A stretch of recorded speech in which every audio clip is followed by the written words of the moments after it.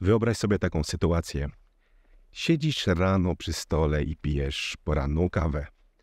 Możesz sobie wyobrazić jej aromat, zapach, gorącą filiżankę, którą trzymasz w ręku i nachodzi cię wówczas bardzo ciekawy pomysł. A może by pouczyć się dzisiaj angielskiego? I wiesz, co się dzieje wtedy? Najczęściej, w większości przypadków dzieje się coś magicznego. Nachodzi ci natychmiast druga myśl. A tam pouczę się później, nie mam teraz czasu. Jeżeli zdarza ci się czasami tak, że brakuje ci motywacji do nauki języka, czy angielskiego, niemieckiego, hiszpańskiego, jakiegokolwiek innego, chociaż dobrze wiesz, że warto byłoby się go pouczyć, żeby nie czuć się trochę głupio, jak podróżujemy i na przykład na lotnisku nie rozumiemy, co ludzie do nas mówią, czy też dobrze byłoby się pouczyć tego języka, bo w sumie warto byłoby mieć lepszą pracę, a może po prostu pouczyć się, żeby zrealizować swoje marzenie. Poznać hiszpański, włoski, francuski czy inny język, który bardzo się nam podoba. Jeżeli zdarza ci się, że tej motywacji ci brakuje, to dzisiejsze wideo, mam nadzieję, bardzo ci się spodoba, bo podam w nim 3 bardzo przydatne i łatwe do wprowadzenia sposoby rozwiązania problemu motywacji.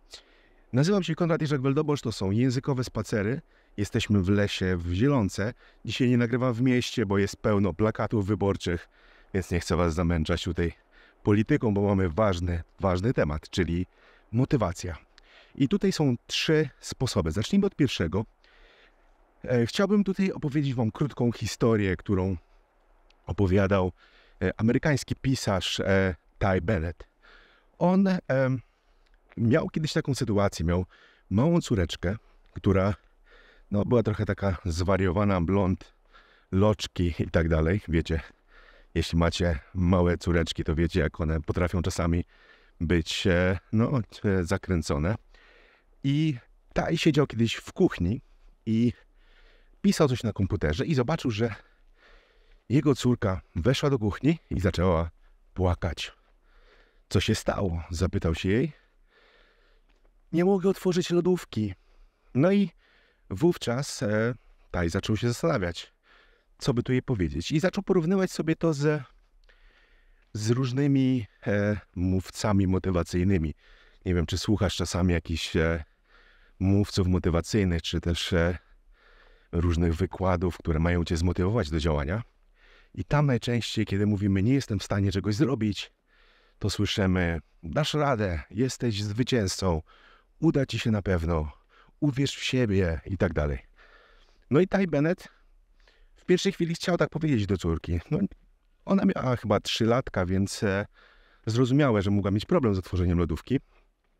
Natomiast gdy miał już powiedzieć jej, dasz radę, spojrzał na nią i zobaczył, że ona trzyma w ręku wielkiego, pluszowego misia. No oczywiście, jak może otworzyć lodówkę, jeśli ma zajęte ręce, prawda? Więc powiedział jej, po prostu odłóż misia i będziesz w stanie otworzyć tę lodówkę. I wiesz co, ja tak pomyślałem sobie, że wielu z nas, gdy chcemy się uczyć języków, to właśnie trzymamy takiego wielkiego, pluszowego misia w ręku, który przeszkadza nam w podjęciu działania.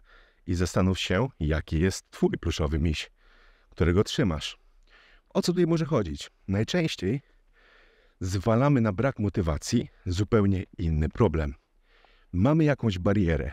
Coś nas powstrzymuje przed działaniem. Co to może być? Bardzo proste. Może nie wiesz, jak się zabrać za naukę. Nie wiesz, co dokładnie masz robić. Siedzisz sobie, pijesz tą kawę, masz ochotę pouczyć się angielskiego i co dalej? Co mam robić? Czy mam słuchać jakichś nagrań? Czy mam wziąć jakąś książkę? Czy mam zapisać się na jakieś zajęcia? Czy nie masz pojęcia, jak się za to zabrać? Jaki krok wykonać? To może być twoim problemem. A może problem jest zupełnie inny. Więc zadanie numer 1, czyli krok pierwszy w pokonaniu braku motywacji, to zastanów się, czy coś innego cię nie powstrzymuje. Czy to naprawdę chodzi o brak motywacji? Czy chodzi może o coś zupełnie innego? Także to jest moja rada numer 1. Ale jest jeszcze drugi punkt, czyli rada numer 2. Często myślisz sobie, czasem jestem zmotywowany czy zmotywowana, a czasem nie. Jak tu sprawić, żeby ta motywacja pojawiała się za każdym razem? Ale wiesz co? Ludzie działają właśnie w taki sposób. Czasami jesteśmy zmotywowani, a czasami nie. Jest to zupełnie normalne. I teraz nie jesteś w stanie zmusić siebie do ciągłej motywacji. Będziesz musieć uczyć się języka obcego, czyli angielskiego, niemieckiego, francuskiego, czy jakiegokolwiek innego w każdej sytuacji. A w nauce języka ważna jest regularność. Musisz uczyć się codziennie. Więc tutaj moja rada jest bardzo prosta. Zastanów się, co możesz takiego zacząć robić, co pomoże ci zrobić ten mały kroczek ku poznaniu tego języka. Co możesz zrobić, co jesteś w stanie wykonać przy niemal zerowej motywacji. Kiedy na przykład leżysz już w łóżku, zmęczony czy zmęczona po całym dniu, nie masz już sił na nic, ale jednak możesz coś jeszcze porobić. I zobaczysz, że właśnie te małe kroczki, które wykonasz, one przybliżą cię bardzo do celu. Bo gdy będziesz bazować tylko na tej skaczącej do góry motywacji, bo będziesz mieć dni, kiedy przez godzinę, 2 będziesz w stanie pouczyć się języka i wtedy nie ma znaczenia, co będziesz robić. Będziesz spędzać czas, będziesz mieć dużo energii i tak dalej. W takiej sytuacji, gdy będziesz to robić, no ale nie będziesz robić tego codziennie, prawda? Czyli będziesz robić raz na 2 tygodnie, może mieć takie właśnie ataki motywacji. Przy czym nauka raz na 2 tygodnie jest niewystarczająca. Więc potrzebujesz wypełnić pozostałe dni czymś bardzo prostym. Czymś, co może nie zaniesie cię nie wiadomo gdzie do celu, ale pozwoli zrobić taki mały kroczek tu i tam. I my to wykorzystujemy chociażby na naszych kursach, dając narzędzie w postaci fiszek. Fiszek, z którymi możesz pracować na telefonie. Oczywiście nie są to te głupie fiszki, gdzie uczycie się słówek, bo wiecie, co ja myślę o nauce słówek, ale są to fiszki ze zdaniami, z wyjaśnieniami i tak dalej i można przerabiać je w dowolnym momencie.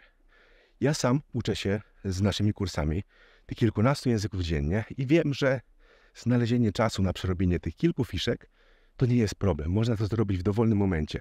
Ja nie muszę być wypoczęty, mieć świeżej głowy i tak dalej. Wystarczy, że otworzę aplikację, przerobię kilka fiszek. Zajmie mi to kilka minut, ale te kilka minut jest właśnie kluczowe. Ale może to być coś innego. Możecie mieć pod ręką, nie wiem, czy jakiś podręcznik, czy jakieś materiały, z których będziecie korzystać. Możecie też słuchać jakichś podcastów, czy innych prostych nagrań, które pomogą wam zrobić mały kroczek, a wykonanie tej czynności będzie banalnie proste. Więc dobrze jest poszukać sobie, czyli stworzyć taki system nauki, czyli poszukać sobie zarówno rzeczy banalnie prostych, które będziecie robić codziennie i rzeczy trochę trudniejszych, które będziecie wykonywać, gdy najdzie was właśnie taki atak motywacji. Na przykład wypijecie jakiś, nie wiem, magiczny napój, herbatę, czy kawę, czy coś innego i będziecie bardzo zmotywowani. Ale pamiętajcie, musicie wiedzieć, co dokładnie będziecie robić, bo jeśli nie będziecie wiedzieć, to będzie właśnie ten wasz pluszowy miś w rękach. Coś, co będzie was powstrzymywało przed zrobieniem czegokolwiek, prawda? Więc jest to druga rada. Ale jest jeszcze trzecia rada. I tutaj chciałem wspomnieć o prostej metodzie, którą zaproponowała Amerykanka Mel Robbins.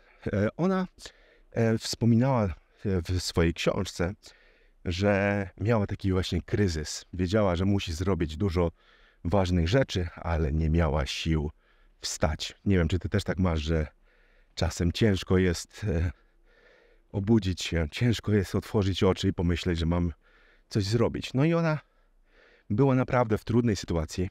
Wiedziała, ile ma do zrobienia i gdy próbowała za to się zabrać, pojawiało się 1000 różnych myśli.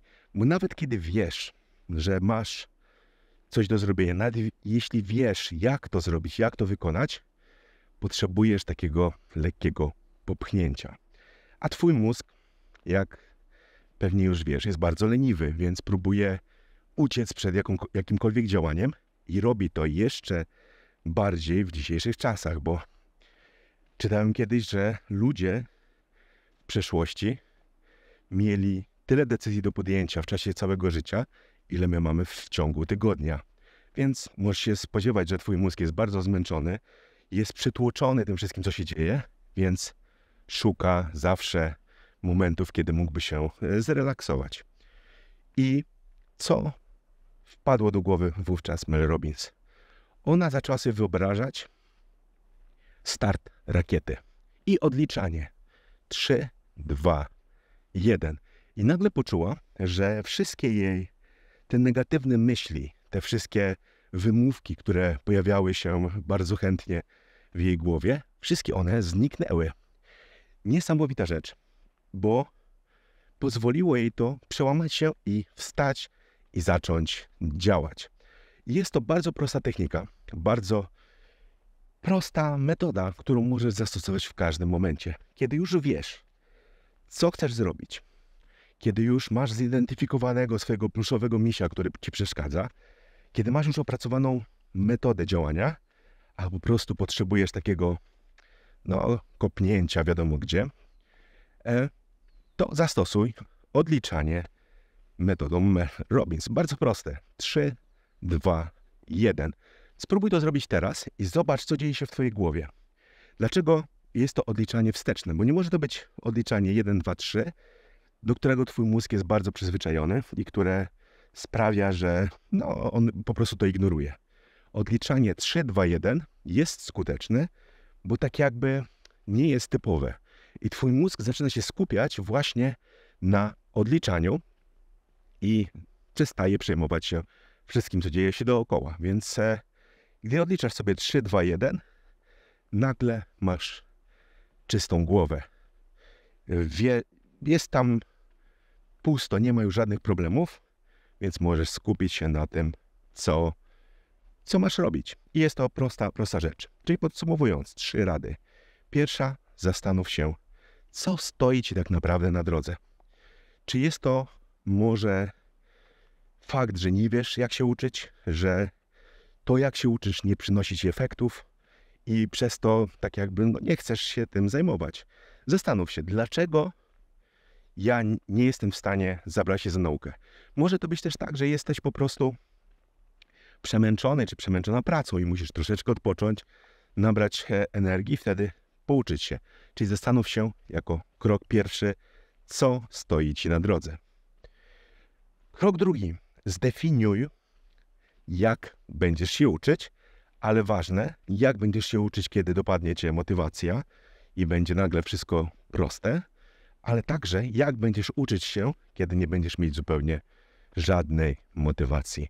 Czyli jakie proste rzeczy, proste w znaczeniu takich, które możesz wykonać w dowolnym momencie, kiedy nie masz sił, kiedy nic ci się nie chce, kiedy chcesz po prostu tylko uciec i tak dalej, ale możesz coś bardzo banalnego zawsze zrobić. Więc pomyśl o takich rzeczach, które możesz wykonywać. Czasami okaże się, że jesteś w stanie wykonywać je przez godzinę. I tutaj zapomnij o tych wszystkich wymówkach, bo zawsze jesteśmy w stanie znaleźć czas. Jest to kwestia tylko tego, na co ten czas przeznaczamy. I trzecia rzecz. Jeśli brakuje ci takiej siły, żeby zacząć działać, zacznij odliczanie metodą Mel Robbins, czyli 3, 2, 1. No i oczywiście na koniec najważniejsza rzecz. Nie ucz się słówek, ucz się zdań.